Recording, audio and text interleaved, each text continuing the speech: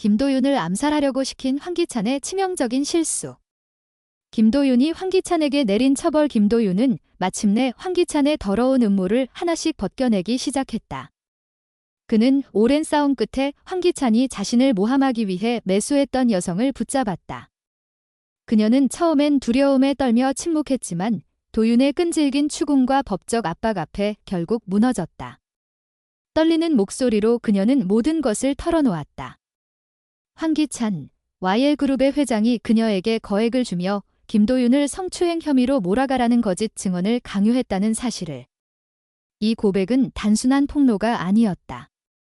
그것은 황기찬의 거대한 제국에 금을 내는 첫 번째 쐐기였다. 하지만 도윤에게 이 정도로는 충분하지 않았다. 황기찬은 단순한 사과나 명예훼손으로 끝날 인물이 아니었다. 그는 도윤의 인생을 짓밟으려 했고 그 대가는 훨씬 더 무거워야 했다. 도윤은 그 여성을 설득했다.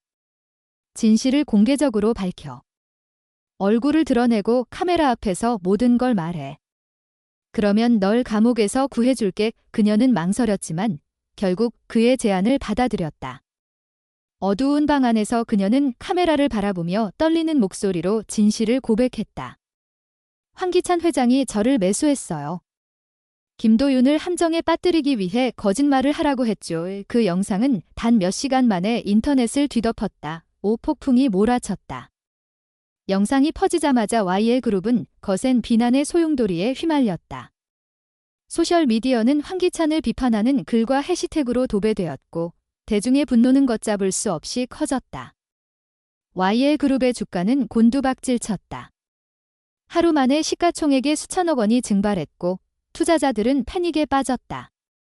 황기찬은 회장직에서 쫓겨날 위기에 처했다. 이사회는 긴급회의를 소집했고 그의 이름은 이제 신뢰가 아닌 배신의 대명사로 불렸다. 하지만 황기찬은 쉽게 무너질 사람이 아니었다. 그의 내면 깊은 곳에서 복수심이 불타올랐다. 김도윤, 그를 향한 증오가 그의 모든 사고를 지배했다. 황기찬은 어둠 속에서 움직였다. 그는 비밀리에 조직폭력배를 고용했다. 그들의 임무는 간단했다. 김도윤을 영원히 사라지게 만드는 것. 어느 날 밤, 도윤은 집으로 돌아가던 길에 어두운 골목으로 유인되었다. 그림자 속에서 나타난 건장한 사내들이었다. 그들의 손에는 쇠파이프와 칼이 들려 있었다. 도윤은 순식간에 골목 끝으로 몰렸다. 그는 필사적으로 싸웠다. 주먹과 발차기가 오갔지만 수적 열쇠는 명백했다. 숨이 차오르고 힘이 빠져가던 순간 골목 어귀에서 익숙한 목소리가 울렸다.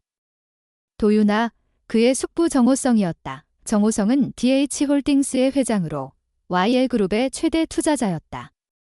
그는 우연히 그 골목을 지나다 조카의 위기를 목격했다. 망설임 없이 경찰에 신고한 그는 순찰차가 도착할 때까지 도윤을 지키기 위해 몸을 던졌다. 경찰은 신속히 현장을 장악했고 폭력배들은 순식간에 제압되었다. 정호성은 분노로 이글거리는 눈빛으로 그들을 내려다보며 말했다. 누가 너희를 보냈나? 사실대로 말하지 않으면 너희 인생은 여기서 끝이다. 그의 목소리는 얼음처럼 차가웠고 그 뒤에는 막강한 권력의 그림자가 드리워져 있었다. 두려움에 질린 폭력배들은 결국 입을 열었다. 황기찬 회장이 우리를 고용했어요. 김도윤을 없애라고 했습니다. 그들의 고백은 녹음되었고 이는 황기찬에게 치명타가 될 또 다른 증거였다. 경찰은 즉시 황기찬을 소환했지만 그는 뻔뻔하게 모든 혐의를 부인했다. 증거가 어디 있나? 그따위 거짓말로 날 무너뜨릴 수 있을 것 같나? 그의 오만한 미소는 여전히 얼굴에 걸려 있었다. 하지만 그는 한 가지를 간과했다. 정호성이라는 거대한 존재를. 정호성은 단순한 기업가가 아니었다. 그는 YL그룹의 운명을 쥐고 있는 최대 주주였다. 그는 이사회를 소집하고 단호한 목소리로 선언했다. 황기찬은 더 이상 YL그룹의 회장으로 적합하지 않다. 그의 부패와 범죄는 우리 회사의 명예를 더럽혔다. 즉시 해임하지 않으면 DH홀딩스는 모든 투자를 철회하겠다. 그의 말은 협상이 아니라 최후 통첩이었다. 이사회는 숨을 죽였다. 정우성의 투자 철회는 YL그룹의 붕괴를 의미했다. 주주들은 망설일 여지가 없었다. 긴급 투표 끝에 황기찬은 만장일치로 회장직에서 해임되었다. 황기찬은 회의실을 떠나며 이를 악물었다. 그의 눈에는 분노와 절망이 뒤섞여 있었다. 한때 모든 것을 쥐고 있던 그는 이제 아무것도 가진 것 없이 거리로 내몰렸다. 하지만 그의 복수심은 꺼지지 않았다. 어둠 속에서 그는 또 다른 계획을 꾸미기 시작했다. 한편 김도윤은 정호성과 함께 병원에 앉아 있었다. 그의 얼굴에는 상처가 남아 있었지만 눈빛은 단단했다. 숙부님, 이 싸움은 아직 끝나지 않았어요. 정호성은 고개를 끄덕였다. 그래, 도윤아. 하지만 이제 너 혼자가 아니야. 그들의 싸움은 이제 새로운 국면으로 접어들었다. 황기찬의 몰락은 끝이 아니라 또 다른 전쟁의 시작이었다. 진실은 서서히 드러났지만 그 뒤에 숨겨진 더 깊은 음모가 그림자를 들이우고 있었다. 도윤은 결심했다. 황기찬이 어떤 계획을 꾸미든 그는 끝까지 싸울 것이다. 그리고 그 싸움은 단지 그만의 것이 아니었다. YL그룹의 미래, 그리고 정의를 위한 전쟁이었다. 황기찬은 YL그룹에서 쫓겨난 후 어두운 뒷골목의 허름한 사무실로 몸을 숨겼다. 한때 화려한 회장실에서 모든 것을 호령하던 그는 이제 폐허 같은 공간에서 복수심에 불타고 있었다. 그의 눈은 붉게 충혈되어 있었고 손에는 위스키 병이 들려 있었다. 그러나 그의 머릿속은 놀라울 정도로 냉정했다. 그는 패배를 받아들이지 않았다. 김도윤과 정호성, 그들이 자신을 무너뜨렸다고 믿었지만 그는 아직 포기하지 않았다. 이건 끝이 아니야. 그는 중얼거렸다. 내가 가진 마지막 카드를 꺼낼 때가 됐어. 황기찬은 오래전부터 비밀리에 준비해온 비밀 계좌를 떠올렸다. YL그룹의 비자금이 숨겨진 그 계좌는 그의 마지막 무기였다. 그는 익명의 해커를 고용해 그 돈을 이용해 김도윤을 완전히 파괴할 계획을 세웠다. 하지만 그는 한 가지를 간과했다. 도윤은 이미 그의 모든 움직임을 예의주시하고 있었다. 정호성의 지원 아래 도윤은 YL그룹 내부의 스파이를 통해 황기찬의 은밀한 거래를 추적하고 있었다. 그 스파이는 다름 아닌 황기찬의 오랜 비서였던 최윤아였다. 그녀는 황기찬의 비리를 알면서도 오랫동안 침묵했지만 도윤의 설득과 정의에 대한 갈망에 마음을 바꿨다. 최윤아는 한밤중 도윤에게 은밀히 연락했다. 황기찬이 움직이기 시작했어요. 비자금 계좌를 통해 무언가를 계획하고 있어요. 하지만 정확히 뭔지는 모르겠어요. 그녀의 목소리는 떨렸지만 결심은 단단했다. 도윤은 즉시 정호성과 함께 팀을 꾸렸다. 그들은 해커를 고용해 황기찬의 계좌를 역추적하기 시작했다. 몇 시간에 걸친 치밀한 작업 끝에 그들은 충격적인 사실을 발견했다. 황기찬은 비자금으로 해외의 용병 조직과 접촉하고 있었다. 그의 목표는 단순히 도윤을 제거하는 것이 아니었다. 그는 YL그룹의 주주총회를 폭파해 정호성과 주요 투자자들을 모두 없애려는 광기 어린 계획을 세우고 있었다. 도윤은 숨을 삼켰다. 이건 단순한 복수가 아니야? 이건 테러야. 정호성은 굳은 얼굴로 고개를 끄덕였다. 그를 막아야 해, 도윤. 시간이 없어. 그들은 즉시 경찰과 협력해 주주총회 장소인 YL그룹 본사의 보안을 강화했다. 하지만 황기찬은 이미 한 발 앞서 있었다. 그는 용병들에게 정확한 시간과 장소를 전달했고 그들은 이미 서울로 잠입해 있었다. 주주총회 당일 YL그룹 본사는 겉으로는 평온했지만 내부는 긴장감으로 가득했다. 도윤은 경찰과 함께 건물 곳곳을 점검하며 용병들의 흔적을 찾았다. 그러던 중 그는 지하 주차장에서 수상한 검은 밴을 발견했다. 밴 안에는 폭발물로 의심되는 장치가 실려 있었다. 도윤은 즉시 경찰에 연락했지만 시간이 촉박했다. 그는 자신의 목숨을 걸고 밴 안으로 뛰어들어 폭발 장치를 해체하려 했다. 땀이 그의 이마를 타고 흘렀고 손은 미세하게 떨렸다. 10초, 9초, 시계가 똑딱거리는 소리가 그의 심장 박동과 뒤섞였다. 마침내 그는 마지막 전선을 끊었고 폭발 장치는 정지했다. 건물은 안전했다. 하지만 그 순간 어둠 속에서 그림자가 움직였다. 황기찬이었다. 그는 도윤이 폭발 장치를 해체하는 모습을 멀리서 지켜보고 있었다. 그의 손에는 권총이 들려 있었다. 내가 여기까지 올 줄은 몰랐어. 도윤의 그의 목소리는 차갑고 날카로웠다. 도윤은 천천히 몸을 돌렸다. 이제 끝이야, 황기찬. 더 이상 도망칠 곳은 없어. 하지만 황기찬은 미소를 지었다. 정말 그렇게 생각하나? 그 순간 그의 뒤에서 용병 한 명이 나타났다. 도윤은 또다시 위기에 몰렸다. 그러나 이번엔 정호성이 나타났다. 그는 경찰 특공대와 함께 주차장으로 돌진했다. 총성이 울렸고 용병은 순식간에 제압되었다. 황기찬은 도망치려 했지만 경찰의 포위망에 갇혔다. 그는 무릎을 꿇으며 절규했다. 내가 왜 이렇게까지 해야 했나? 너희가 내 전부를 빼앗았어. 도윤은 차가운 눈빛으로 그를 내려다보며 말했다. 너 스스로 무너뜨린 거야? 정의는 누구도 피할 수 없어. 황기찬은 결국 체포되었다. 그의 비자금 계좌는 동결되었고 YL그룹의 비리와 관련된 모든 자료는 경찰에 넘겨졌다. 언론은 이 사건을 대대적으로 보도했고 황기찬의 이름은 영원히 부패와 범죄의 상징으로 남았다. 하지만 도윤은 안도할 틈이 없었다.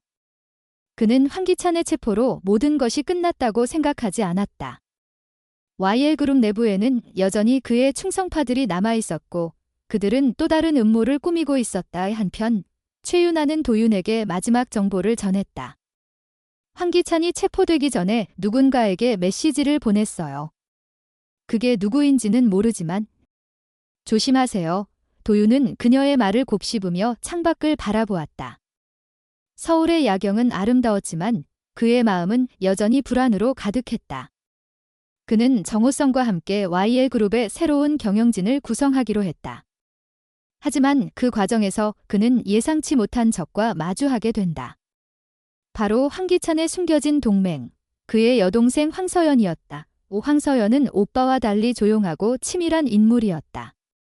그녀는 YL그룹의 비밀을 모두 알고 있었고 오빠의 몰락을 복수로 갚으려 했다.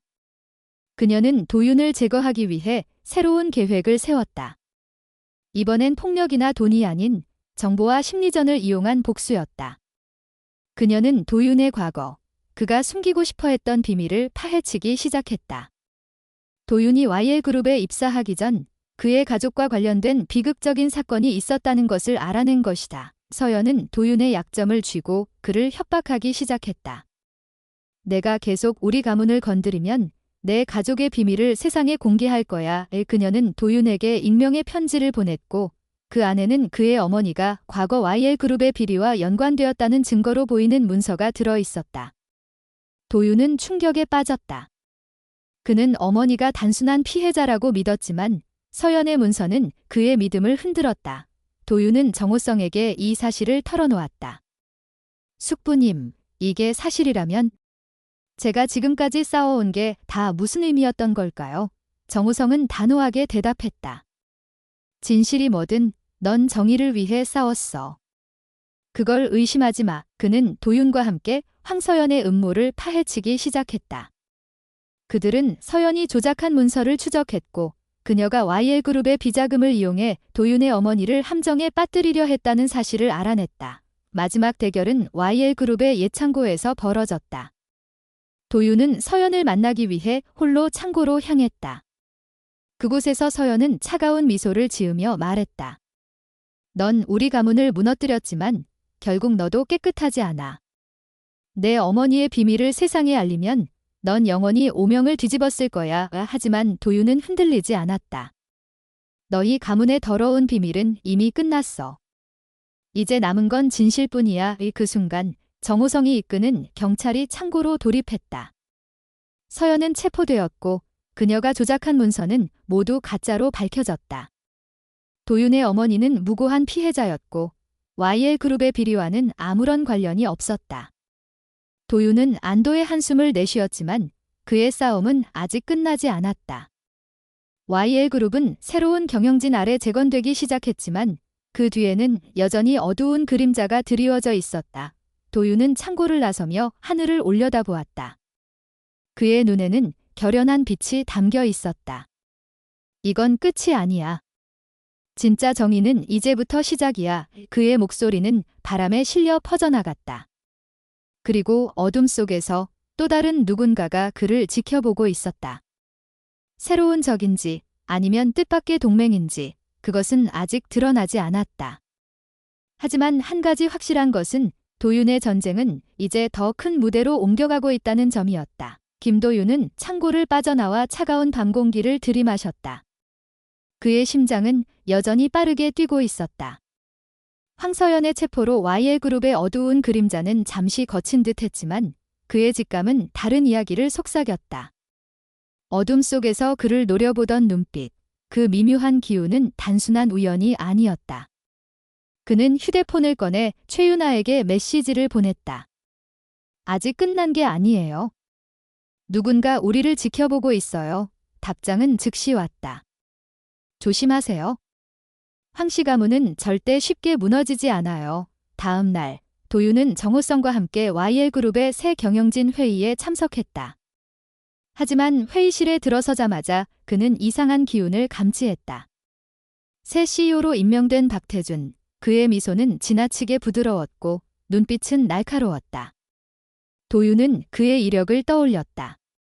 박태준은 황기찬의 오랜 동료이자 YL그룹의 비밀을 공유했던 인물이었다. 이자가 왜 여기 있지? 도윤의 의심은 점점 커졌다. 그날 밤, 도윤은 익명의 제보를 받았다. 한 장의 사진과 짧은 메시지였다. 사진에는 박태준이 황기찬과 미뢰하는 장면이 담겨 있었다. 메시지는 간단했다. 그는 황기찬의 꼭두각시야. 조심해. 도윤의 머릿속은 빠르게 회전했다. 박태준이 YL그룹의 새 수장으로 앉은 건 단순한 승진이 아니었다. 황기찬은 여전히 그림자 속에서 모든 것을 조종하고 있었다. 도윤은 정호성에게 이 사실을 알렸다. 정호성은 침착하게 고개를 끄덕였다. 좋아, 도윤. 이번엔 우리가 선수를 쳐야 해. 그들은 박태준의 사무실에 몰래 잠입해 그의 컴퓨터를 해킹했다. 그 안에는 충격적인 자료가 있었다. 황기찬이 해외에 숨겨둔 또 다른 비자금, 그리고 박태준이 이를 이용해 YL그룹을 다시 장악하려는 계획이었다. 하지만 더 놀라운 것은 그들이 도윤을 제거하기 위해 국제적인 암살 조직과 접촉했다는 증거였다. 도윤은 이를 악물며 일어섰다.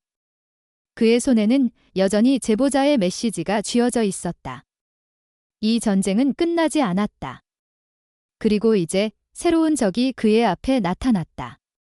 과연 그는 이 위기를 벗어날 수 있을 것인가? 어둠 속에서 또 다른 그림자가 움직이고 있었다.